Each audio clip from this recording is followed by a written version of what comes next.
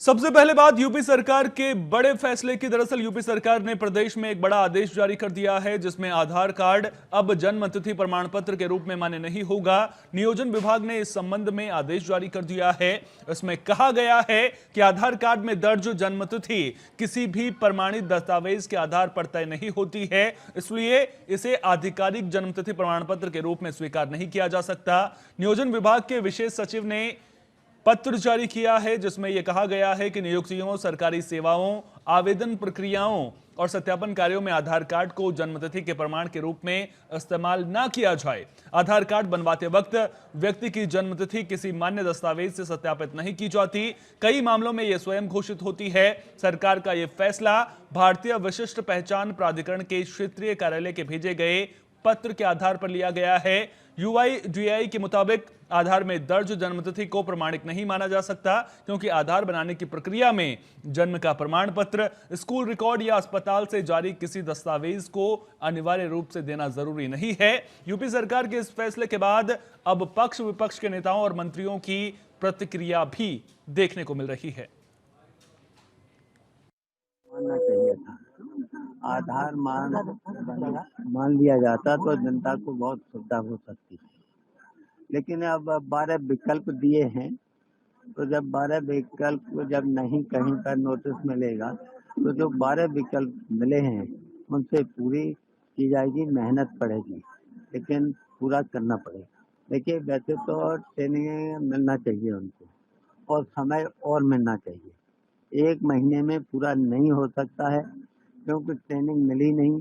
बहुत से ग्रामीण अंचल में तो कुछ लोगों को पता ही नहीं है। इधर शादी विवाह सब चल ही रहे हैं, तो कम से कम 1 महीना और मिलना चाहिए। देखिए, फ्रॉडगिरी बंद हो जाएगी ना। सबसे बड़ी बात यह है कि मोहम्मद आजम खां जैसे लोग अपने बेटे को विधायक बनाने के लिए जब पैन कार्ड बदलवा करके उम्र घटा देते हैं, तो इससे ये एक संदेश जा रहा है। अच्छा फैसला है और इसका सबको वेलकम करना चाहिए। तो मानना चाहिए। ज्यादा जानकारी के साथ हमारे ब्यूरो चीफ नितिन हमारे साथ में जुड़ गए हैं। नितिन, आखिर क्या जरूरत पड़ गई अब? क्यों आधार कार्ड को जन्मतिथि का प्रमाण अब नहीं माना जाएगा?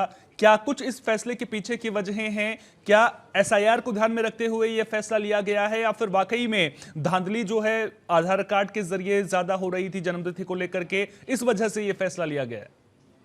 देखिए, बीते दिनों देश में कई ऐसे मामले आए हैं जिसमें फर्जीवाड़े वाले मामले थे और उसमें अलग अलग तरह के जो जन्म प्रमाण पत्र थे वो निकलकर सामने आए थे कि लोगों ने जन्म प्रमाण पत्र बना करके चुनाव लड़ लिया है या असलहे का लाइसेंस ले लिया है। कई सारी या फिर प्रॉपर्टी के भी कई ऐसे केसेस जो आए थे जहां पर गलत तरीके से डॉक्यूमेंटेशन किए गए थे और उनका आधार अगर कुछ था तो आधार कार्ड था, मतलब आधार कार्ड के ही आधार पर वो जन्म प्रमाण पत्र बनाए जा रहे थे। ऐसे में पहले महाराष्ट्र और अब उत्तर प्रदेश में भी ये फैसला लिया गया है कि अगर जन्म प्रमाण पत्र बनना है तो आधार कार्ड को मान्य नहीं रखा जाएगा और इसमें साफ तौर पर यह कहा गया है कि जो भी सरकारी सेवाएं हैं, सरकारी नौकरी है, पेंशन है, छात्रवृत्ति है या लाइसेंस हो गया किसी तरीके का या फिर कोई भी सरकारी योजना, अगर उसमें किसी भी तरह से जन्म प्रमाण पत्र मांगा जा रहा है तो जन्म प्रमाण पत्र में सिर्फ जो उसकी मार्कशीट होगी उस मार्कशीट के ही आधार पर जन्म प्रमाण पत्र जो होगा वो मान्य होगा।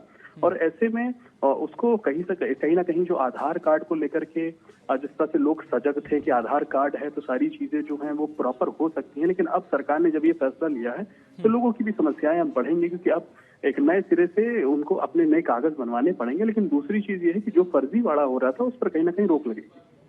नितिन, यहां पर बड़ा सवाल यह भी उठता है ना कि एसआईआर का काम अभी यूपी में भी चल रहा है, 4 तारीख तक एसआईआर का काम चलना है। अब आपसे मैं ये समझना चाहूंगा कि जो सियासत में विपक्ष की ओर से रिएक्शन सामने आ रहे हैं, क्या इस फैसले को एसआईआर को सेंटर में रख करके देखा जा रहा है? क्योंकि सुप्रीम कोर्ट ने कहा था कि एसआईआर में आपको जो है आधार कार्ड को भी दस्तावेज मानना होगा। क्या ये भी इसके पीछे की एक बड़ी वजह निकलकर सामने आ रही है? क्या सियासत में इसे सेंटर में रखकर देखा जा रहा है एसआईआर को? बिल्कुल साफ तौर पर सियासत इस पूरे मामले पर होनी शुरू हो चुकी है और अगर देखा जाए तो कहीं ना कहीं इसकी नींव ही सियासत से होकर के शुरू हुई थी क्योंकि कई ऐसे मामले निकलकर सामने आए जिसमें आजम खान का नाम सबसे ऊपर है या इसके अलावा कई और ऐसे नाम निकलकर सामने आए उन्होंने बर्थ सर्टिफिकेट या डिफरेंट पैन कार्ड के आधार पर चुनाव तक लड़े हैं और विधायक तक बनवाया है। मुख्तार अंसारी का भी नाम जुड़ा था, उनके बेटों का भी नाम जुड़ा था। तो इस तरह के कई सारे जो नाम है वो कहीं ना कहीं सियासत से ही निकले थे और उसमें अगर आधार कुछ बना था तो आधार कार्ड था और आधार कार्ड के ही बेस पर जो बर्थ सर्टिफिकेट थे वो बने गए थे या फिर जो जाली कागजात थे वो लगाए गए थे या दो बर्थ सर्टिफिकेट किसी के हो सकते हैं तो वो भी लगाए गए थे। लाइसेंस का भी अगर देखा जाए तो असलहों के लाइसेंस में भी कहीं ना कहीं इसका इस्तेमाल बढ़ चढ़ करके किया गया है। तो ऐसे में इस पूरे मामले को रोकने के लिए कि आगे इस तरह की कोई गतिविधि कोई ना कर सके, इस वजह से फैसला लिया गया है। दूसरी चीज, अगर एसआईआर की बात की जाए तो एसआईआर एक डिफिकल्ट प्रक्रिया जो है वो उत्तर प्रदेश में लोगों के लिए हो रही है, क्योंकि एसआईआर को लेकर के जो बड़ी जानकारियां मिली है उसमें यही मिली है कि बड़े पैमाने पर लोगों को नहीं पता है कि एसआईआर का फॉर्म या एसआईआर का एप्लीकेशन कैसे भरना है। ऐसे में बीएलओज जो हैं उनकी भी समस्या बढ़ी हुई है, लोगों को हफ्ते हफ्ते भर वो फॉर्म नहीं भरवा पा रहे। तो कुल मिलाकर के एसआईआर और अब आधार कार्ड, ये दो समस्या जो है वो उत्तर प्रदेश में लोगों के सामने खड़ी हो गई। अच्छा नितिन, यहाँ पर एक सवाल और भी खड़ा होता है ना, सवाल ये खड़ा होता है कि आधार कार्ड को आप नागरिकता का जो है आधार नहीं मान सकते हैं। अब जो डेट ऑफ बर्थ को लेकर के बात निकलकर सामने आ रही है, इसको लेकर के फैसला ले लिया गया है, तो आधार कार्ड की भूमिका क्या है अब व्यक्ति के जीवन में? अगर यूपी के लिहाज से मैं बात करूं कि कहां पर आधार कार्ड का इस्तेमाल हो सकता है अब? देखिए, आधार कार्ड का इस्तेमाल एक यूनिक आईडी नंबर के लिए किया जाता है कि अगर आप देश में कहीं पर भी हो तो उस नंबर के आधार पर वो पता लगाया जा सकता है कि आपका एड्रेस क्या है या फिर आपके, क्योंकि जब आधार कार्ड बनता है तो जाहिर सी बात है बॉडी के ऐसे जो बहुत सारे ऐसे पार्ट्स हैं जिनकी अगर आंखों की बात की जाए तो आंखों के रेटिना की भी फोटो खींची जाती है, चेहरे के स्ट्रक्चर की फोटो खींची जाती है, अंगूठे या फिर उंगलियों के थंब के निशान भी लिए जाते हैं, उंगलियों के निशान लिए जाते हैं। तो कुल मिलाकर के व्यक्ति की पहचान करनी है तो उस यूनिक आईडी नंबर से की जा सकती है। आधार कार्ड का अब कुल मिलाकर के जो मकसद है वो लगभग इतना ही तय हो पाएगा।